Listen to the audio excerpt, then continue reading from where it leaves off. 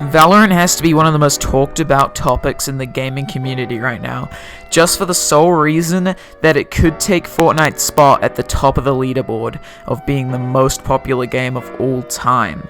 Now, there's a few road bumps and things that they can fix that I've compiled into a list on today's video. And if you guys do go and enjoy the video, make sure to smash like and subscribe. If you want to like ask questions, just comment down below. If you don't agree with me, comment down below as well. I want to know your feedback. I want to know your opinions on what I have to say today. Obviously, I'm probably not the most, knowledgeable guy on this whole situation, but I do have some pretty valid points that I think you should listen to. And anyway, here's the truth about Valorant. Valorant will definitely be a very popular game for the next few months, and maybe even for years and years to go on.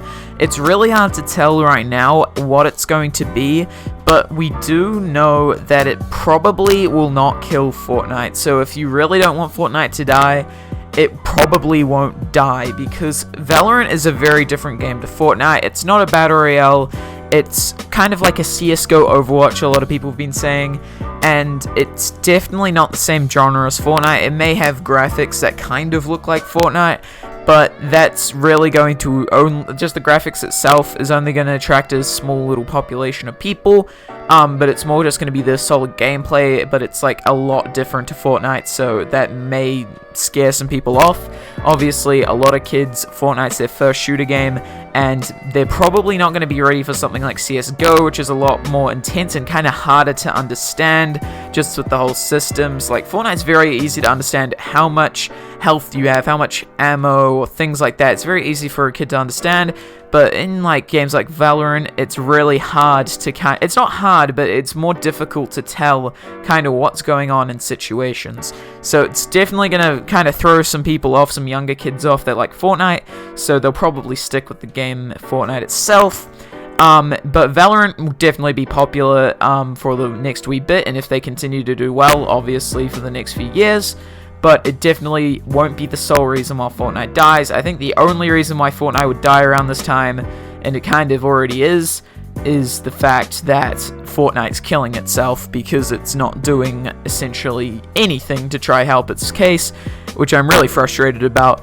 But hopefully they get to fixing the game. But we're talking about Valorant today, so we'll just chill out and we'll just talk about Valorant.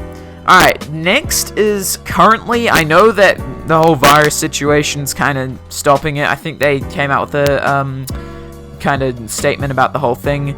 But there's no servers in places like OCE, where I live, like Australia and New Zealand, and that could be really bad just for the case that there's a lot of streamers in Australia and a little bit in New Zealand, and there's a lot of big content creators in Australia as well, obviously Laserbeam, Muzalk and stuff, and they're not going to be able to get access to the game in their own servers, and that's pretty bad considering Valorant kinda wants to have as much people promoting their game as possible. But there's the other thing is, it's not very good for content creation itself. It's more of a streamer game, more of a game for streamers and things like that to play, because it doesn't have much content like Fortnite with memes and stuff like that. It's more of a serious game that you can play professionally. Now, obviously, you can have clips and stuff for YouTube and stuff, but it's not that, like, solid content that Laserbeam, Muzalk and stuff do, and like myself. So that's definitely gonna be a little bit of a road bump, but unless if they like start to add memes or something, which I'd be very, very surprised, but if they did, then it's probably not gonna be the most content related game other than streaming. So yeah, be prepared to probably not see a lot of videos on it from your favorite creators. Now, another big problem right now is that there's no console version of the game. Probably about 85% of Fortnite's players are from console, and there's a huge community. Just because they're not really talking on Twitter much, because obviously they have a console, not a PC, doesn't mean that's a huge community just unnoticed, really, online and things like that. So it's a huge community that we just really don't see much of. And right now Valorant's only on PC, which would be a huge problem for a lot of their community. There's a lot of good players on console, it's just they don't have the money to afford a PC, and that means they can't play Valorant. So hopefully they do bring it to console. Now, a lot of people's arguments is that, oh, CSGO really just made a joke of themselves because no one really bought the game. The problem is that CSGO was a money-paid game. That's the whole reason why they were a joke on console until they made it free.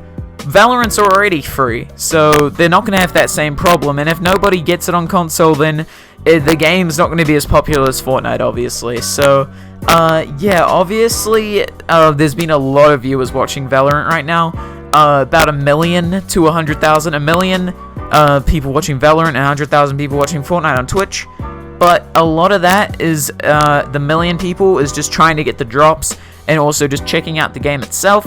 Obviously, the starting views doesn't really help, because, I mean, look at Apex Legends. It had so much more views than Fortnite on Twitch and when it came out, and now Fortnite's still obviously far above it. And, yeah, it doesn't mean much to starting viewers, other than the fact that people are interested in the game, just trying to figure out what it is, and also they want to play the game itself. So that's another cool thing, good for them, having a lot of people interested. Obviously, when a new Battle Royale that is big comes out, obviously it gets a lot of people attention, especially around this time, where Fortnite is probably not the most popular. And finally, this is probably the biggest thing that people were worried about.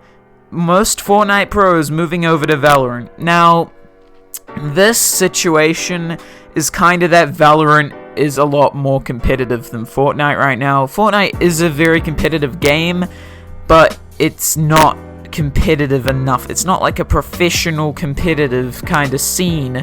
It's got random things like meme items and stuff like that, and it's not really that fun for pro players, I guess, to compete, because it's kind of dumb. They haven't really had a huge tournament. FNCS isn't that much. There hasn't been LAN events in ages.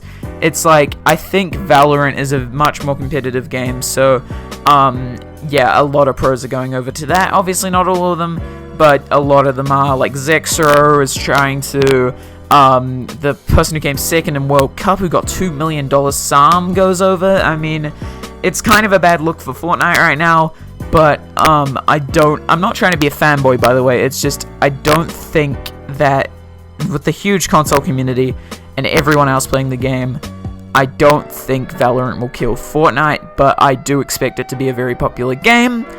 And that's all my points for today's video. If you guys agree or disagree, make sure to let me know down in the comments below. Make sure to smash like and subscribe. This isn't usually the content I make.